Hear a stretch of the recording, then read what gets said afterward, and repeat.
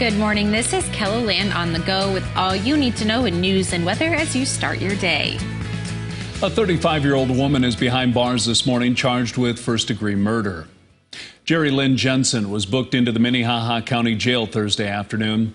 In addition to first-degree murder, court records show she's charged with attempted murder and first-degree arson from a crime that happened on July 17th. That was the same day a fire started in an apartment building in the 200 block of North Grange Avenue. 53-year-old Sharice Admire died the next day after being transported to the Minneapolis area for her injuries. In September, Sioux Falls police said the suspect in that case had not yet been arrested because she was also in Minneapolis being treated. Court documents show that Joel Koskin, a Republican candidate for a District 26 Senate seat in South Dakota, is charged with child abuse. According to court documents, a family member of Koskin's said that he gave long hugs and had her sit on his lap starting at a young age. The alleged victim said Koskin touched her regularly, and touching, she says, led to sexual intercourse.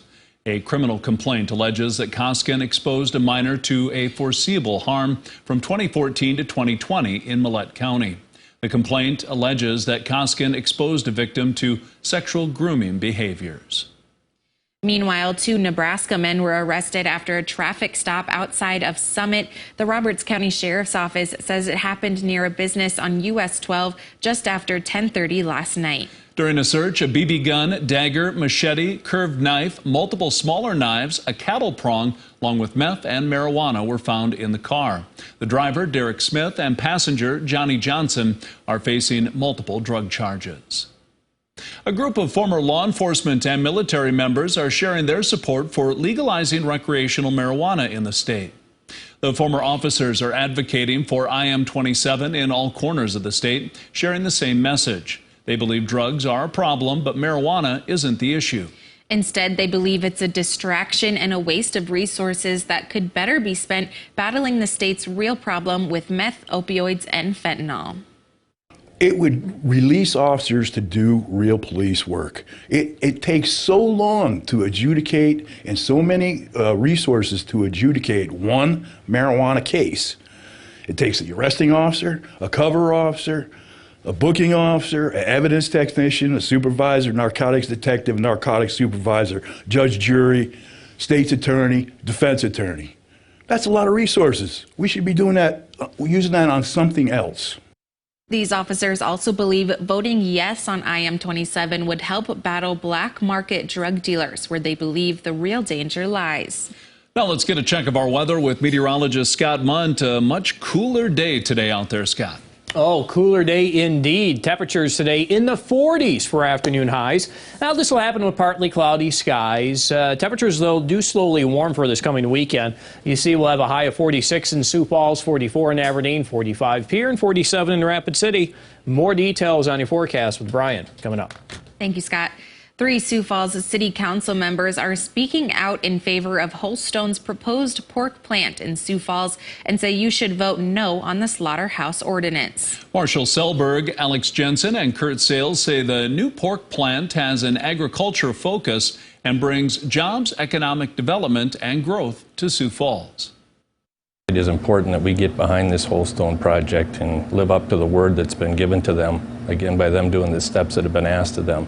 They're ready to do business, and I think we should back that. Keep it right where it's at, zoned heavy industrial, right by transportation, right by our wastewater reclamation plant that's in the city of Sioux Falls, and that's just the best place for this plant to be. They wanted to invest in Sioux Falls, and these are 200 local farmers that want to invest in Sioux Falls.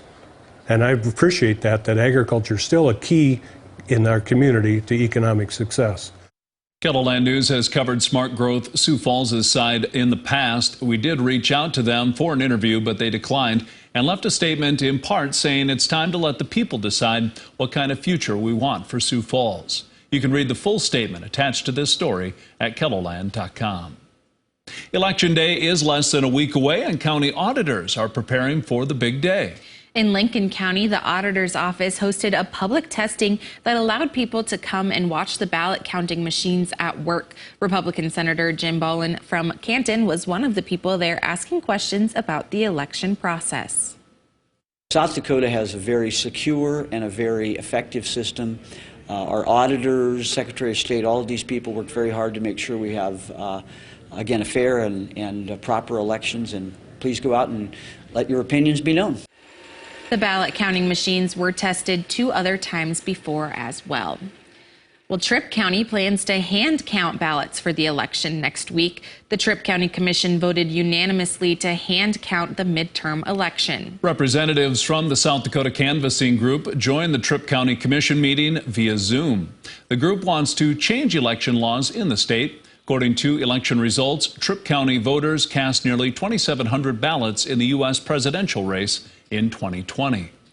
Well, that's a look at some of our top stories. Now let's get one last look at your weather with meteorologist Brian Karstens. Brian? All right, you see here this morning the radar review, the pickup of that snow out into parts of south central, southwest South Dakota last evening. Pretty much all of that now has gone away. We're looking at the southeast here, and for the most part, the rain has departed, although Sioux Falls picked up a quick 1/4 inch of rain last night with those thunderstorms. Today's weather forecast, 40-degree weather, probably mid-40s for most areas. Wind's not too strong, but a steady north wind across southwestern Minnesota, so definitely chilly. Tonight, we're down in the teens in the James River Valley from Aberdeen to Redfield to Huron. I'm expecting Rapid City to start off the morning a little warmer than that. And during the afternoon tomorrow, a couple of things. We could see a few light showers developing in northwest South Dakota, and that's in response to a front, a Pacific front that's coming in. This overall, though, appears to be a seasonable forecast. You know, mixed bag of low to mid 50s, pretty common. We might even squeeze in a few 60s in the central and the southwest. Then we get into Sunday, we'll pick up more wind. It'll likely cool down in northern Kettleland, and then things next week. Let's think about some interesting swings in the temperature. Tuesday, there's a sample of, I would call that a contrast in weather. 70s in Nebraska, maybe parts of southern South Dakota. You could be looking at single digits and teens in Montana. There's an opportunity for a couple thunderstorms to sprout by Election Day in the warm sector. And look at Wednesday. Now, this is close to our official forecast, but my cautionary note here, look how we had to jam-pack the temperature map across South Dakota on Wednesdays. So proceed with a lot of caution there. When you see the numbers on the 7-day, especially if you're in Aberdeen and Pierre, there's a lot that could swing, just a very minor change to some of those numbers obviously could yield some pretty drastic impacts. So that's our job, to give you some forewarning on that next week. Now today, pretty much we wash out the map in the 40s. That's pretty simple there. 43 Brookings. 50s for the weekend in Sioux Falls. Now, I would say on Monday, Sioux Falls can start at 54. They will jump to 64 Tuesday. We climb into the 60s on Wednesday with areas of showers and thunderstorms possible. I also expect into Aberdeen there could be some rain opportunities starting days 5 through 7. At this point, we've just kind of cut the middle ground on those highs, and that's also the exact thinking for Pierre. It gets to be tricky beyond days 6 and 7. And Rapid City, the tendency here would be to be colder, but there will be some moisture opportunities several of those days. Check out more details with the weather online at KELOLAND.com.